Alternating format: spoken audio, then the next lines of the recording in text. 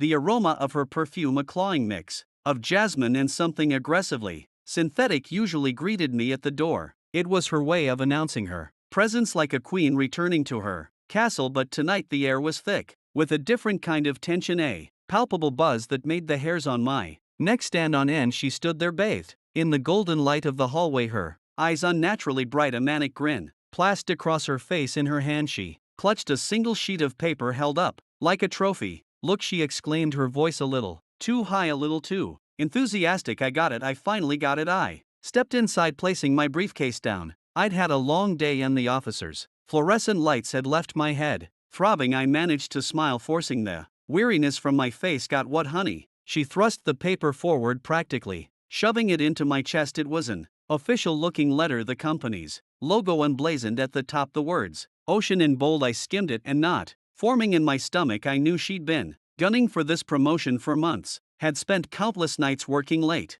had missed dinners and family events in pursuit of it. I should have been happy for her. I tried to be happy for her. "Oh, Brittany, that's amazing," I said, my voice laced with an effortful warmth. I wasn't stupid. I knew that this promotion meant more than just a step up in her career. It meant more money, more status, more time away from me. My stomach twisted, but I pushed the rising tide of unease back down. I'd be the good husband, the supportive partner. She practically vibrated with excitement. I knew I could do it. They saw my potential, finally saw how hard I've been working. She paced the living room, her heels clicking against the wooden floor, the sound grating against my already frayed nerves. I watched her, my eyes drawn to the way her body moved, the way she tossed her hair. Lately she'd been different, more vibrant, almost glowing, but not in the way I remembered. It was a feverish glow, like a fire burning a little too hot, a little too bright. I told myself it was just her excitement about the promotion, but a nagging voice in the back of my head whispered otherwise. I reached for the letter again,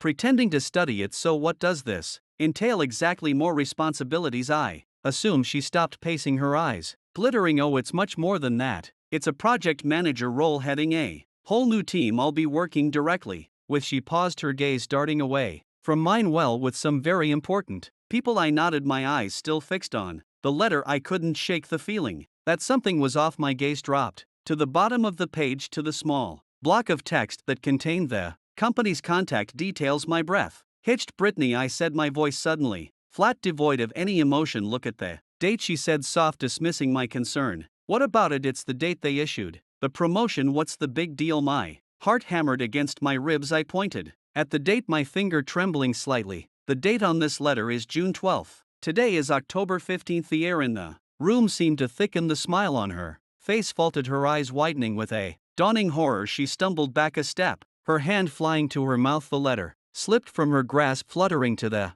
floor like a fallen leaf. What are you talking about?" she stammered, her voice barely a whisper, her face drained of color. "The letter, it's 4 months old. Why are you only showing it to me now? Why didn't you tell me about it months ago? Why didn't we celebrate months ago? This isn't a promotion, Brittany, this is a lie." Her carefully constructed facade crumbled. Panic flickered across her face, replacing the confident, self-satisfied expression she'd worn just moments before. She opened her mouth to speak, to try and explain, but no words came out. I knelt down, picking up the letter, holding it up so she could see it. 4 months, Brittany, for 4 months you've been playing me. You've been acting like you were grinding for this promotion, but you've had it all along. What does that mean? What has been going on for the past 4 months? She backed away further, her eyes darting around as if looking for an escape. I can explain," she whispered, her voice trembling. I stood up, my anger a cold hard knot in my chest. Explain how you could lie to me for 4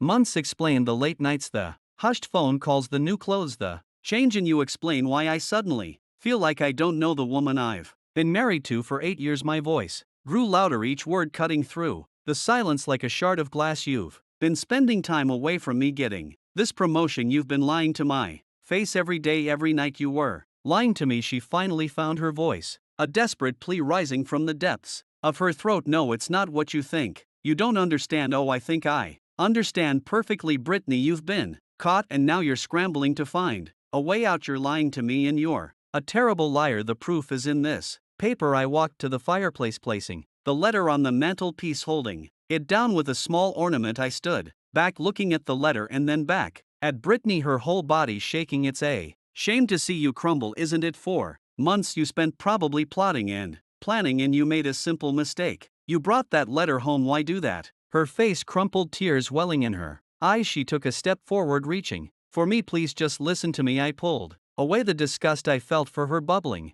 up in my throat. I don't want to hear it. Brittany, I don't want to hear another one of your lies. You broke my trust, and I don't think I can ever forgive you for that. For a while I thought my gut feeling was wrong, but then you brought this paper to me and showed me how right I was. The phone rang, the shrill sound slicing through the tense air. Brittany didn't move. She stood there frozen, staring at me, her eyes wide with fear and something else, something I couldn't quite place. I walked past her, picking up the phone from the counter. Hello, hello. This is Mr. Thompson from Human Resources. Is this Mr. Harrison? We need to inform you that your wife, Brittany Harrison, has been terminated from her position due to a breach of company policy. I glanced at Brittany, her mouth gaped. She had heard him. Her world had just crashed around her. I continued to talk on the phone. What exactly was the breach? It turns out she has been using company resources for her own personal gain. It is a very serious matter. We have evidence of her falsifying documents, and we have evidence of her relationship with one of the company's managers. I glanced back at Brittany. The blood had drained from her face. She didn't move, didn't even blink. I